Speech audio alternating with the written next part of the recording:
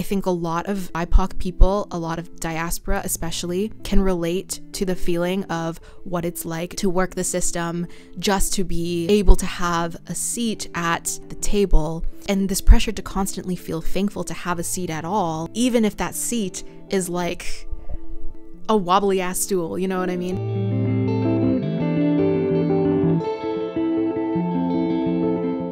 Hi, today we're doing a Q&A about writing, publishing, querying Local Heavens, which is my sci-fi novel. It's a cyberpunk retelling of The Great Gatsby. Have talked about it in previous videos. I will link the Local Heavens playlist below.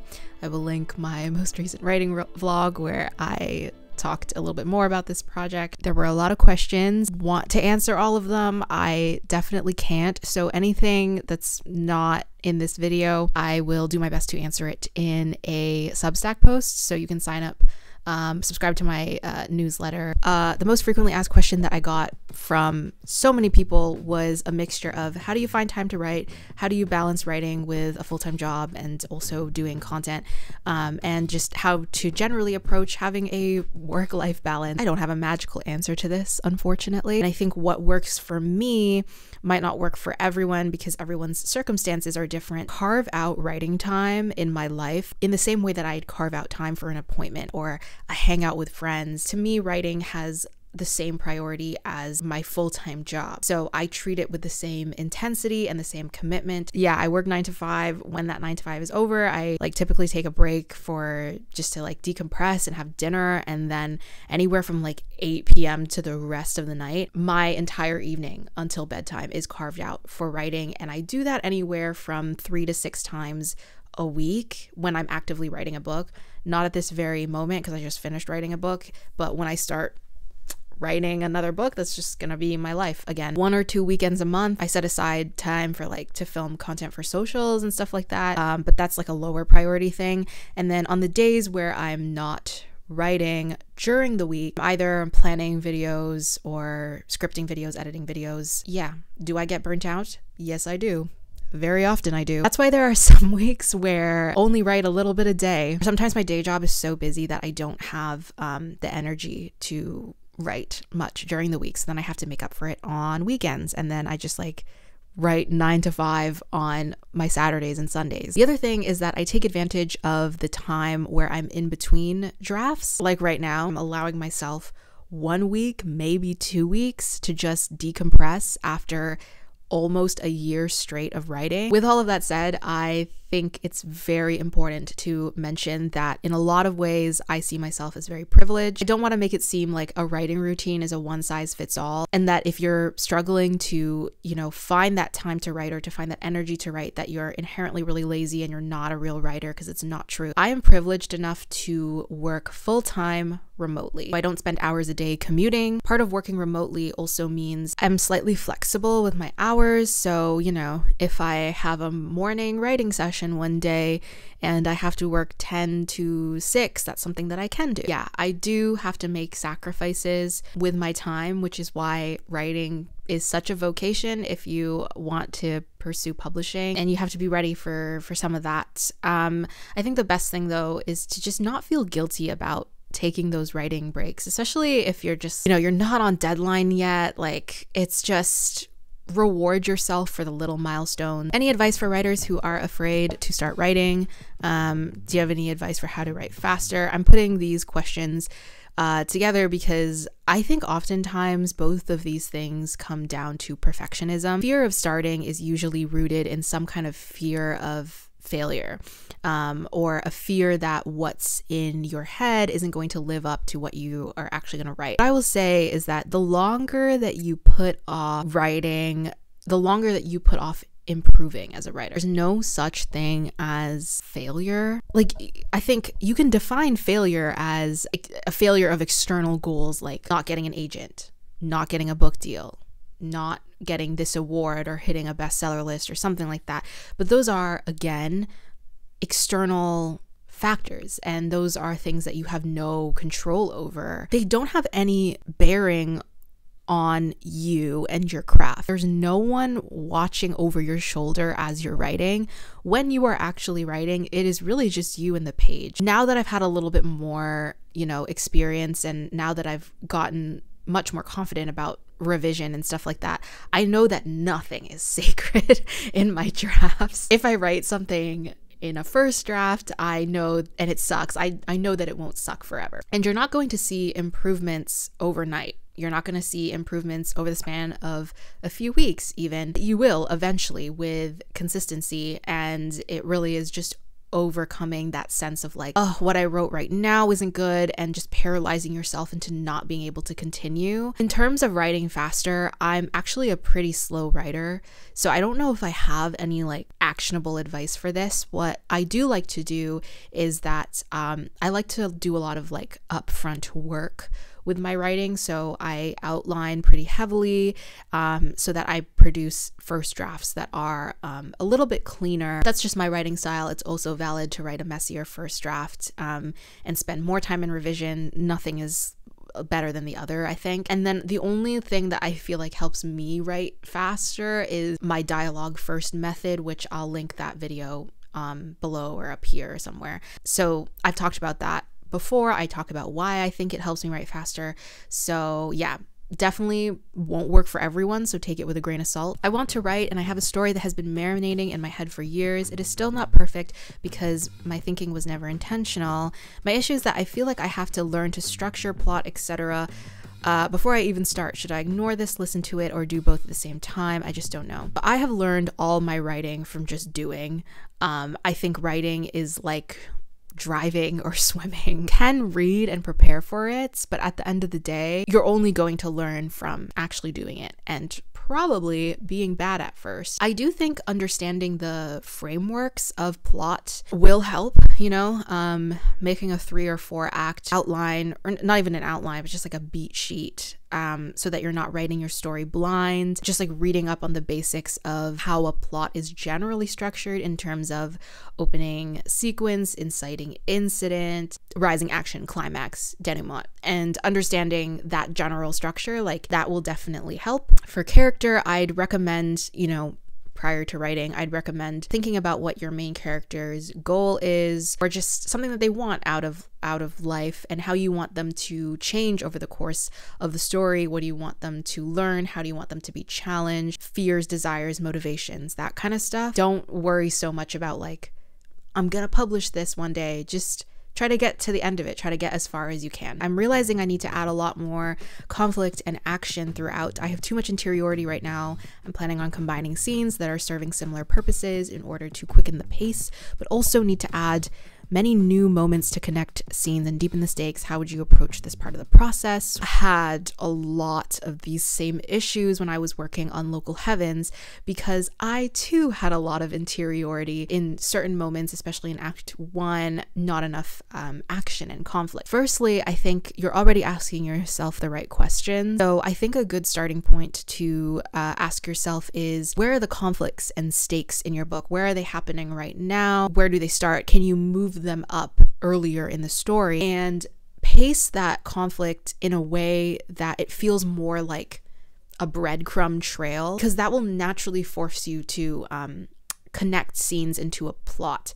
and not just have a bunch of disparate events that are happening in isolation. So when I was revising Local Heavens, there's a midpoint twist, or a reveal, I guess, and leading up to that twist, I took inventory of what happens in every single chapter, like what is actually the purpose of every single chapter leading up to this moment. And what I did is I make sure that all of those chapters prior to this moment was leaving the reader with something to question about the world or the characters. If your main character has a goal, consider the ways that this goal is split up into smaller chunks. Your character having a sense of agency very easily creates momentum in a story. So overall, I would just look at your scene efficiency and ask yourself, what plot point is being advanced? What new things are we learning about the characters in any given scene? Are we foreshadowing anything, any kind of twist or important conflict that happens later in the book? And if your scenes aren't doing any of those things, maybe it's just a scene that is for atmosphere and description and vibes, then the plot is going to feel a lot more stagnant. Concerning scene construction / choreography and sequencing, is it intuitive, or is there a way that you visualize the balance of setting, description, gestures, observation, and action? So I do write very intuitively, but setting, description, and observation are kind of part of the same thing, and so is gestures and action. So instead, I would actually look at this as description, dialogue, action, and interiority. So description is anything related to the external world, so that is setting or physical appearance.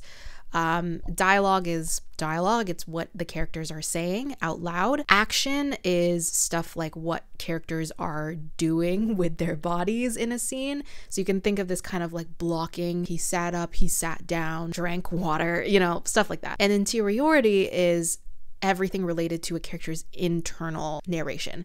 So this could be how a character is feeling, how they are reacting to something, and just reflecting on what's happening around them. And every scene should have a pretty good balance. Obviously, there are just going to be some scenes that, maybe it's an action sequence. So maybe there's like more action happening than there is dialogue or interiority. And you can also have scenes that have no dialogue at all. But in general, you want to find good balance of all four of those things, because if you have too much external description in your book and not enough interiority, then you run the risk of the reader not being able to connect as much with your character. The reader doesn't feel like they have access into the character's thoughts. But if you have too much interiority and not enough description, you're just like stuck too much in your character's head and you don't have enough idea of like what's actually happening in the plot. More of a general question, but my weakest writing skill is dialogue, and I know that's something you write with first. Do you have any tips on how to work on your dialogue? A lot of the times there are gaps between what a character says and what they're really thinking, so use that as my guiding principle with dialogue. Every conversation is going to have a different goal. What I see from a lot of younger or newer writers is that their dialogue can feel stilted, and it feels it doesn't feel like two characters are actually speaking, and it can just feel like two characters are just trying to advance the plot, or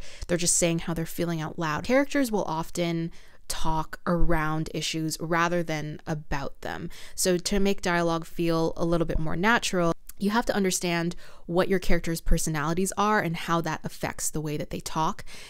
What is the tone of the conversation, and how do you weave the plot of your story into those conversations, but not in a way that feels like it's constantly info dumping. So I'll put up an example here. You can pause to read it. This is a conversation that happens between Nick and Jordan near the start of Local Heavens. So this conversation is doing a few things. First, it's advancing the external plot because they're talking about this invitation to the party that Nick has received that he is like suspicious about, and they're talking about their suspicions.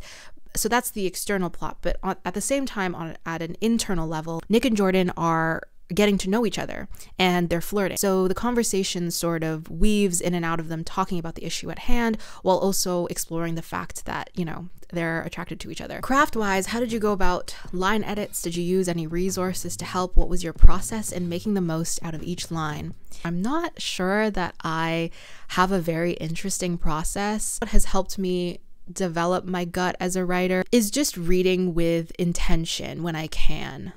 If I'm reading prose that I really like, I try to internalize what are the reasons why I really like this line. Now, obviously, I was studying F. Scott Fitzgerald because Local Heavens is a Gatsby retelling, but even if you're not writing a retelling of anything, study writers that you really like, that you want to sort of emulate their style a little bit. So when I talk about vocal training for a project like Local Heavens, something that I would constantly do while writing was I would open up Gatsby or any of Fitzgerald's work, and I would just dissect his descriptions. For example, when I was drafting the first party scene, I studied the way that Fitzgerald introduces Gatsby's mansion and the guests. This is the opening of chapter 3 in Gatsby, that's the start of the first party scene. There was music from my neighbor's house through the summer nights. In his blue gardens, men and girls came and went like moths among the whisperings and the champagne and the stars. At high tide in the afternoon, I watched his guests diving from the tower of his raft or taking the sun on the hot sand of his beach. while his 2 motorboats slit the waters of the Sound, drawing aquaplanes over cataracts of foam. I love this line in particular. In his blue gardens, men and girls came and went like moths among the whisperings and the champagne and the stars. Let's just break down this one sentence. You'd honestly do it for the entire book, but I'll just focus on the one sentence. The gardens being described as blue is always really interesting to me because it feels much more fantastical than describing the garden as green, or even saying something like the lush greenery of the gardens. You're trying to emphasize the magic of this mansion, but blue is such a subtle word choice. It has a surreal quality to it without necessarily overselling that surreality. It doesn't outright state that the gardens are magical or otherworldly, but it feels a little bit otherworldly because a blue garden just doesn't feel as rooted in the real world as a green garden would, for example. Men and girls has a very different connotation than saying men and women, and I think it highlights a sense of youthfulness to this party, which is in turn very rooted in the themes of Gatsby and the sense of youth and longing for the past and stuff like that. Moths among the whisperings is where this sentence just really elevates itself. When you think of moths, you think of a fluttering, you think of listlessness, you think of moths to a flame, but you're not necessarily saying moths to a flame because that would be familiar or cliche phrasing. Describing Gatsby's guests as moths perfectly describes the party's hilarity. And then whisperings just has a sense of gossip and intrigue to it. And then the champagne and the stars is sort of that cherry at the end of the sentence. So when I'm trying to push my own prose, that's the stuff I try to consider. Things like specificity. Is the description too vague? Can it be more specific? Crutch words. Are there words that I'm using too much throughout the scene or throughout the book? Can I cut some of them out? Diction, which is part of specificity, but word choice, really. Is this the most evocative word that I can use in this moment? And then rhythm, probably the hardest one to explain, but it's really just a vibe. Do I like the way that these words sound? Is there variation in the way that my sentences are constructed in a scene? Is there a mix of long and short? Is there a good balance between internal reflection and external description? People always say not to worry about getting an agent or breaking into the industry, but sometimes I feel like I'll miss my chance and it makes me anxious. How do you go about dealing with this? And then I also got a question about anxiety and imposter syndrome. So I think the feeling of being behind is very normal. I don't think that ever goes away. I think there's always going to be a writer that you look at that is ahead of you in some way. Again, I think this feeling only comes from focusing on other writers and basing your sense of success or in relation to theirs. So it's always going to be a waste of your energy, ultimately. My whole thing is that if I'm feeling like that, it is time to log off social media for a day or two. It's not a race. For me, it's not a race to call myself a published author or to gain a certain level of fame, but it's just I'm writing because I feel like I have something important to say. I feel like I'm proud of this story that I'm writing. I feel like it's a story that could resonate with others. I, in general, just have to constantly reframe my goals to be internal goals rather than external goals. How do you take on critiques of your writing? I'm in the first step of having my novel read over by critique partners. I have to keep reminding myself that nothing is personal, but it's hard to view those changes as good things for making my writing better and not criticism of my writing. I had to learn this basically overnight because I was in a couple workshops in university, but prior to being in workshop, I had never had really any critique on my writing before. It was like an entire room of writers is just gonna sit there. They've read your piece. They're just going to discuss your work. And you just sit there and you just have to take notes. And you can ask questions at the end. At least that's how it worked for me. But it's it's terrifying. It's the most terrifying thing ever. It's been a while since I've ever felt offended by a critique. It took a lot of time to get to that point. What I will say is that the way feedback is delivered plays a really big role in how a writer is going to perceive that feedback. Make sure that you're having your work read by writers who are compassionate and want to help you. A bad beta reader is someone who gives you a piece of criticism but can't explain like where that critique is coming from. And also every critique should always be balanced with the things that you are doing well. So my top tips, I guess, are when you get a piece of critique, let the critique sit. Don't rush to get offended.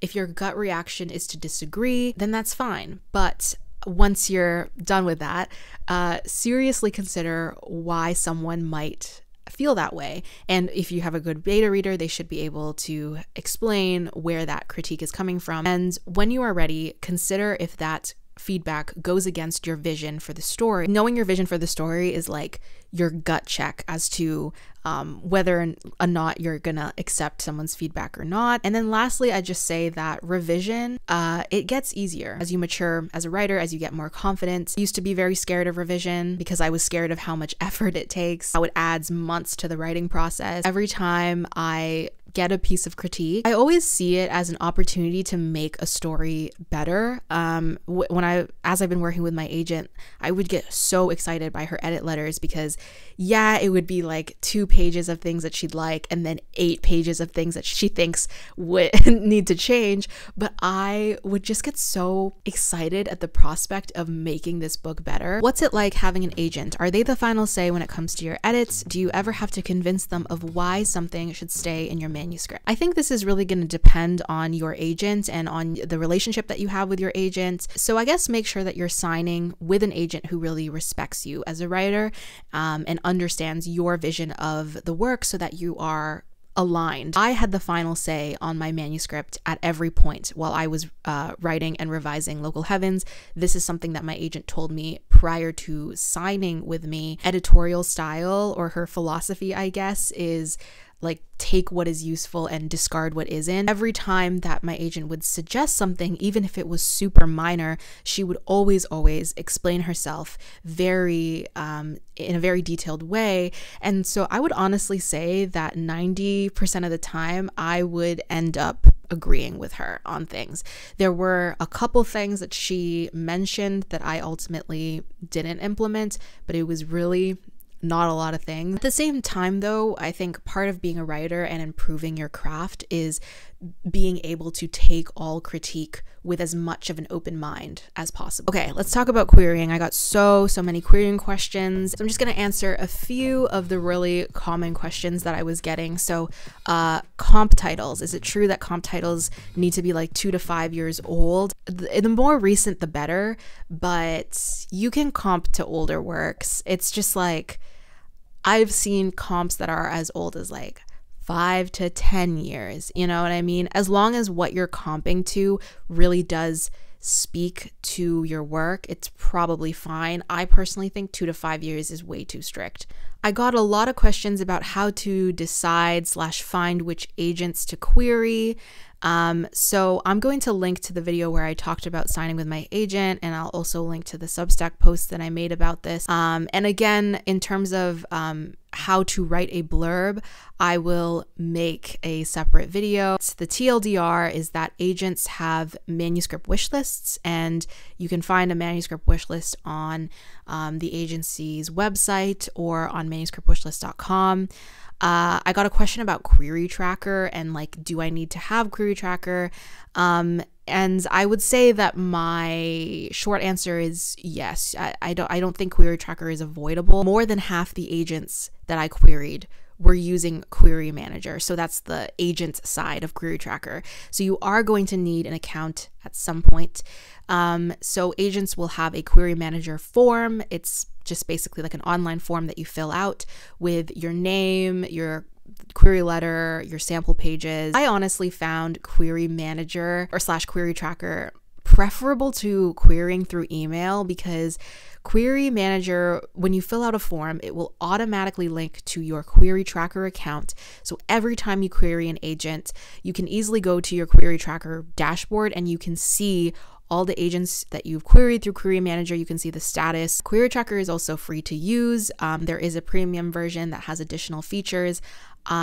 Definitely not necessary to upgrade, but the free version is perfectly fine, and I never upgraded it and I never really felt the need to. Other ways to find agents to query: I always recommend reading the acknowledgement sections of books that you really like. Authors will always thank their agents in the acknowledgements of their books. So you can Google the agent or the agency, see if they're open, and see if their manuscript wish list fits you. I'm curious how you got in contact with your agent. I believe you said it was a Twitter post you made of your book's aesthetic. I've seen a lot of writing query vlogs where once one agent wants to rep, you tell the others and so many other agents begin to get interested. Is it true that the floodgates open? So querying has a lot to do with patience and luck and timing. My first offer of representation, it did come from an agent who solicited my query after seeing a mood board on Twitter. This was not the agent that I signed with ultimately, although I did really like them a lot. After I received that first offer, I received 2 more offers and I ended up accepting the 3rd offer.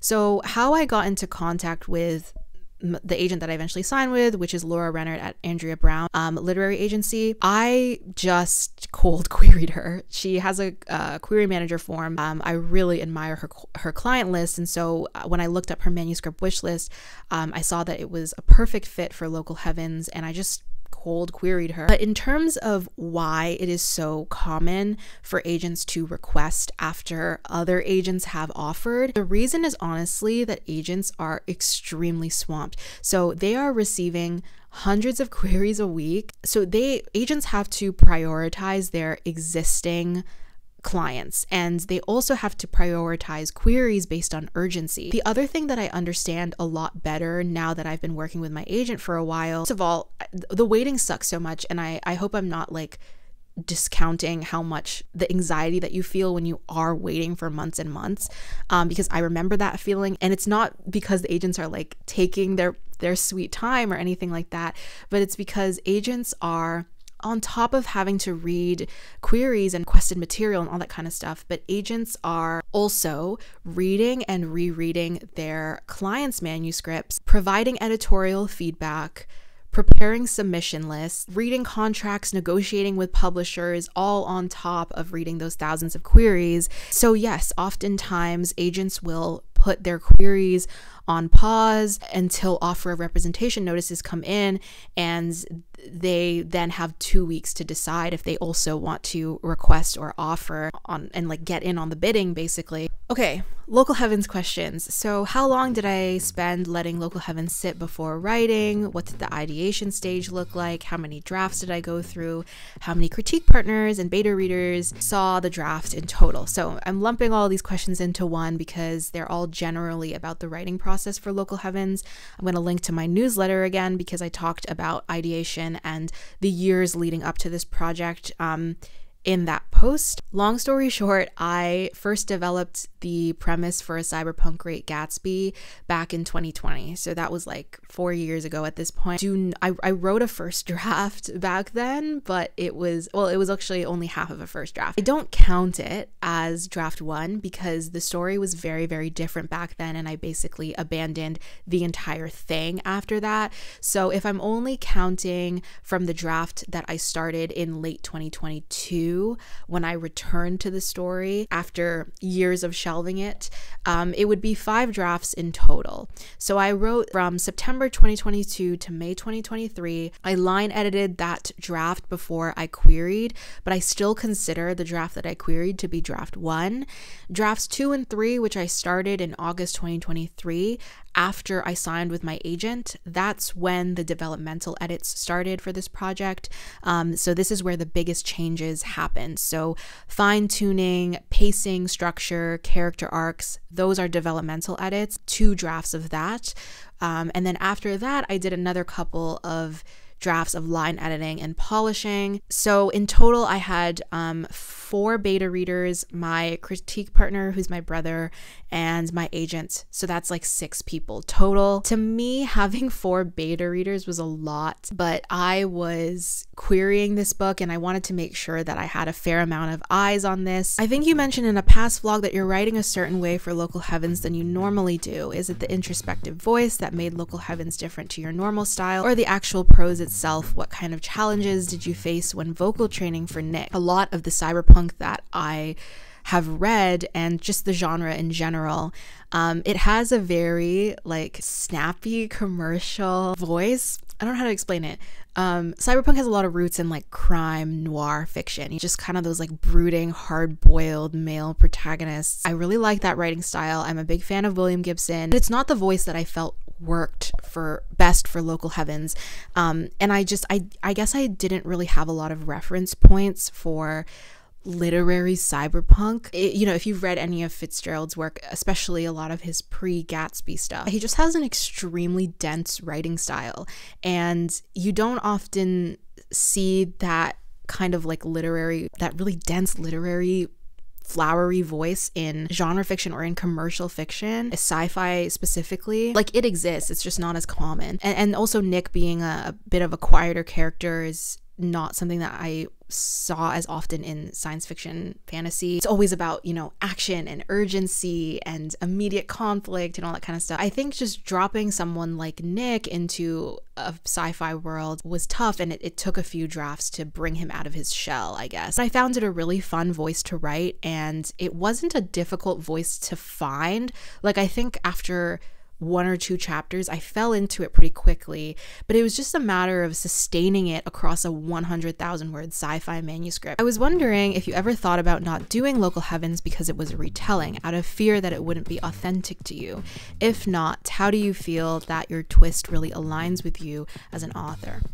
So I think this question is really interesting because it depends on what your idea of authenticity is and how that relates to retellings, because I never really saw retellings as inherently inauthentic. To me, a retelling is a narrative device like any other, you know, in the same way that a writer might choose to write an unreliable narrator or choose to write a story that subverts a popular trope.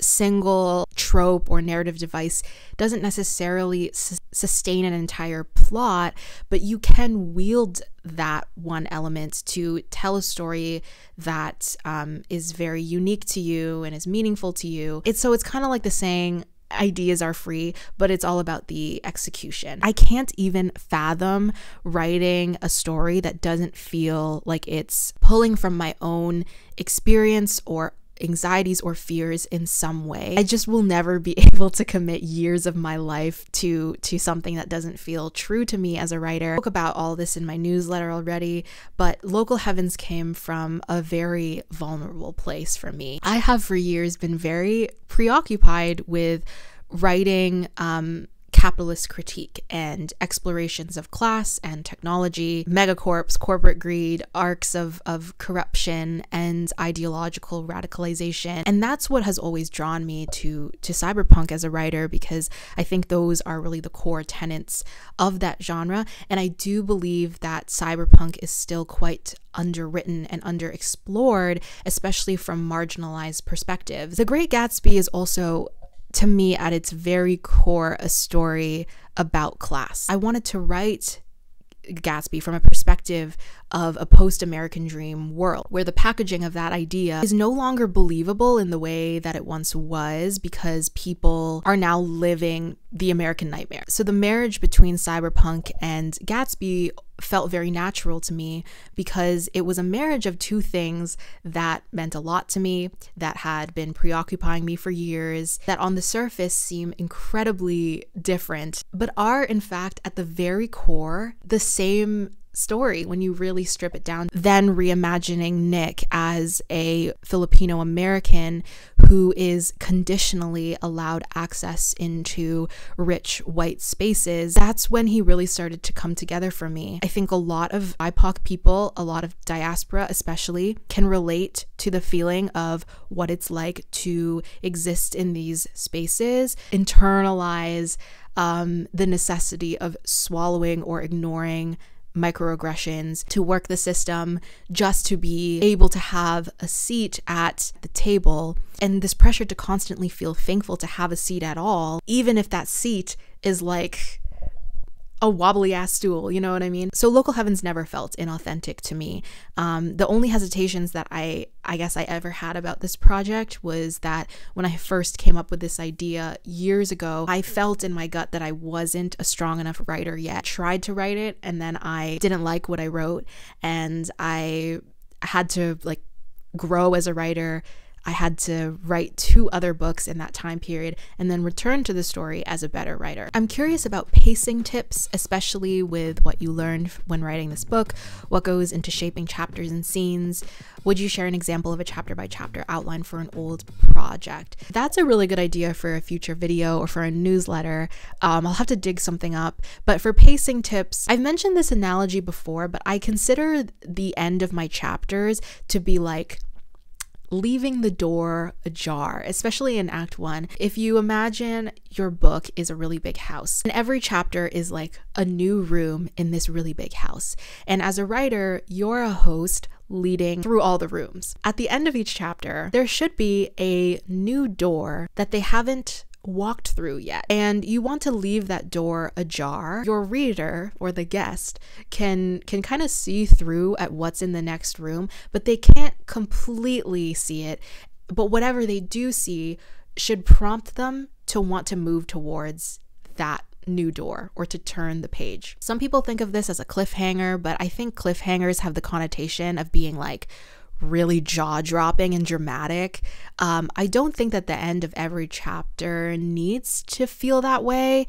Like, it doesn't need to be earth-shatteringly dramatic, but it should leave the reader with a question, the sense that there's something more to be learned about a character or about the world or about the plot. I think that helps create the sense that of forward momentum. Writing is a series of promises and payoffs. Act 1 is about establishing what those promises are. Are there characters that are harboring secrets? What can you do to hint at those secrets? Is there something that isn't what it seems on the surface? How does a character unravel that truth in bits and pieces? So at a scene level, there should be a sense of internal and external conflict that are always at odds with each other. So that is what creates tension in a plot. So when I look at scene construction, I'm also asking myself, what plot points are we advancing? What new things are we learning about a character?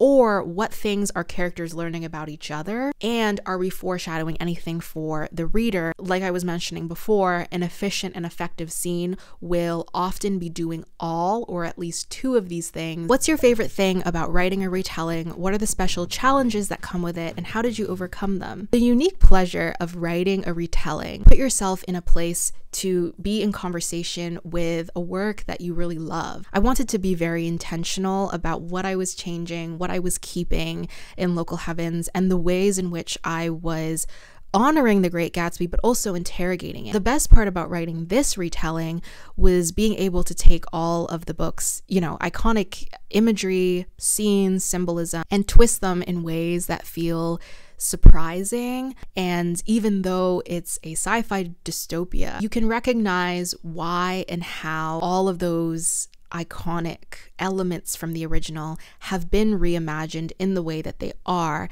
And the second thing is, I loved being able to write Nick. I've always really resonated with Nick as a character because he's so untruthful to his reader, and it always just feels like he's hiding so much of himself in the original. I think getting to really get into his head and to push him as a person it has been very rewarding. So he was definitely the biggest challenge when I was writing Local Heavens, because he's like a blank slate in the original. All the other characters have really strong personalities in The Great Gatsby that really leap off the page. But Nick is a really quiet person, and he holds back a lot of his true feelings, I think. And I've never written a character like that before. So he was definitely the best part about writing Local Heavens, and he evolved a lot in revision. That was a lot of questions. This is such a long video, but thank you to everyone who asked me questions, and I hope all your writing projects are going well. I'll see you guys in my next video.